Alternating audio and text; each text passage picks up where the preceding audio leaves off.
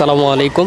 মুন্সিগঞ্জের বিক্রমপুরের রঘুরামপুর গ্রামে রয়েছে এক রহস্যময় ঐতিহাসিক বৌদ্ধ মন্দির, যার ইতিহাস আজও গবেষকদের কাছে এক রহস্য। ঐতিহাসিক এই বৌদ্ধ মন্দিরের প্রত্নতাত্ত্বিক তথ্য না থাকলেও ধারণা করা হয় এটি বহু শতাব্দী আগের বৌদ্ধ স্থাপনার একটি অংশ। ঐতিহাসিক এই বৌদ্ধ মন্দিরের ইটের গাঁথনির অনন্য ডিজাইন, দেয়ালের ভাঙা অংশ আর আশপাশের মাটিতে ছড়িয়ে থাকা পুরনো ইটগুলো ইঙ্গিত দেয় একসময় এখানে ছিল ধর্মচর্চা ও ধ্যানের পবিত্র স্থান।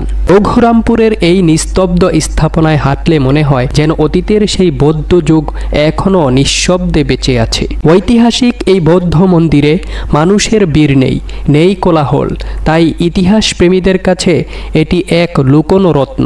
আপনি যদি শান্ত আর নিরিবিলি পরিবেশ আর অজানা ইতিহাস একসঙ্গে অনুভব করতে চান, তবে রঘুরামপুরের বৌদ্ধ মন্দির অবশ্যই আপনার ভ্রমণ তালিকায় থাকা উচিত। রঘুরামপুরের এই হারানো বৌদ্ধ স্থাপনা আপনি কি ঘুরে দেখেছেন? কমেন্টে জানাতে ভুলবেন না। আর আরও এমন ইতিহাস জানতে চ্যানেলটি সাবস্ক্রাইব করে রাখুন। ধন্যবাদ।